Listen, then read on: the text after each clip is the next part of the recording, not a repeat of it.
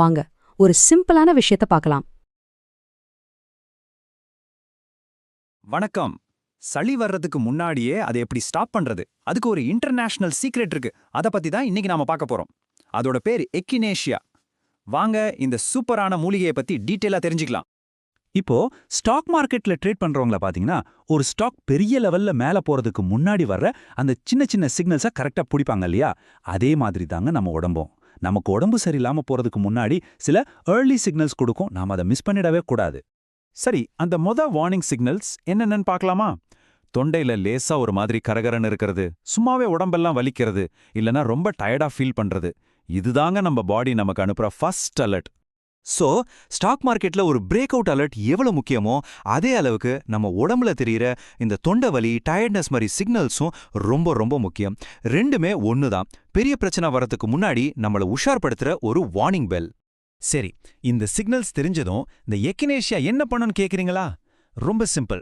நம்ம உடம்புக்குள்ள தூங்கிட்டு இருக்கிற ஒரு ஆர்மிய, அதாவது நம்மளோட நோய் எதிர்ப்பு படைய, டே எந்திரிங்கடா சண்டைக்கு டைம் ஆச்சுன்னு தட்டி எழுப்பி விடும். அதாவது நம்ம இம்யூன் செல்ஸை ஆக்டிவேட் பண்ணி ஃபைட்க்கு ரெடி பண்ணும். இந்த இம்யூன் செல் ஸ்டிமுலேஷன்னா என்னன்னா, நம்ம உடம்புல இருக்கிற ஒயிட் பிளட் செல்ஸ், அதாவது வெள்ளை ரத்த அணுக்களுக்கு ஒரு வேக்கப் கால் மாதிரி.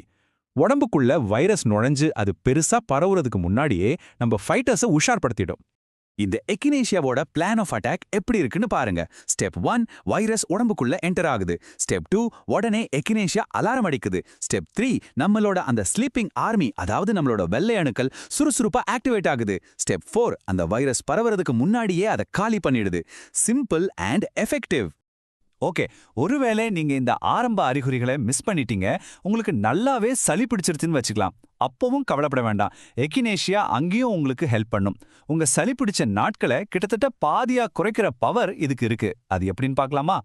சாதாரணமா சளி பிடிச்சா அது குணமாக 1 வாரம், அதாவது 7 நாள் கூட ஆகும். ஆனா ரிசர்ச் என்ன சொல்லுதுன்னா, எக்கினேஷியா எடுத்துக்கிட்டா வெறும் 3-4 நாள்லயே சரியாயிடுமா. ஏன்னா இது நம்ம இம்யூனிட்டியை பல மடங்கு பூஸ்ட் பண்ணுது. அதாவது கிட்டத்தட்ட 50%. யோசிச்சு பாருங்க, ஒரு வாரம் படுக்கிற கஷ்டத்தை 3 நாள்ல முடிச்சிட்டு அடுத்த வேலையை பார்க்கலன்னா அது எவ்வளோ பெரிய விஷயம் இல்லையா? இப்போ நாம ரொம்ப ரொம்ப முக்கியமான ஒரு விஷயத்துக்கு வர்றோம். இந்த எக்கினேஷியாவை எப்படி சேஃபா அதே சமயம் எஃபெக்டிவா யூஸ் பண்றது? இது டீயா, லிக்விடா, கேப்சூலா, இப்படி பல ஃபார்ம்ல கிடைக்குது. ஆனா நீங்க கண்டிப்பா ஃபாலோ பண்ண வேண்டிய ஒரு ரூல் இருக்கு. ஸோ அதை கரெக்டா எப்படி யூஸ் பண்றது? ரொம்ப சிம்பிளான ஒரு விஷயம்தான், ஆனா ரொம்ப ரொம்ப முக்கியமானது. இந்த ஒரு ரூலை மட்டும் நல்ல மனசுல பதிய வச்சுக்கோங்க. இத ஷார்ட் டேர்ம் யூஸுக்கு மட்டும்தான் பயன்படுத்தணும். அதாவது குறுகிய காலத்துக்கு மட்டும்.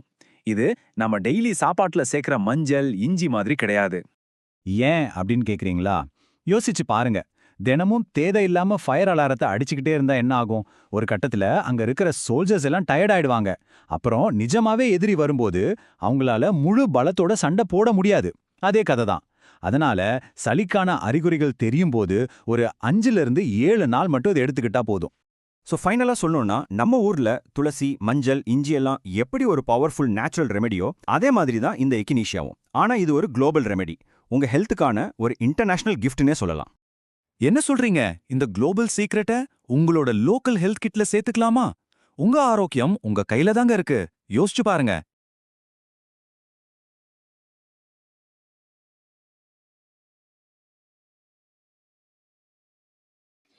இந்த வீடியோ உங்களுக்கு பிடிச்சிருந்ததுன்னா லைக் பண்ணுங்கள், ஷேர் பண்ணுங்கள், சப்ஸ்கிரைப் பண்ணுங்கள். தேங்க்யூ ஃபார் வாட்சிங்.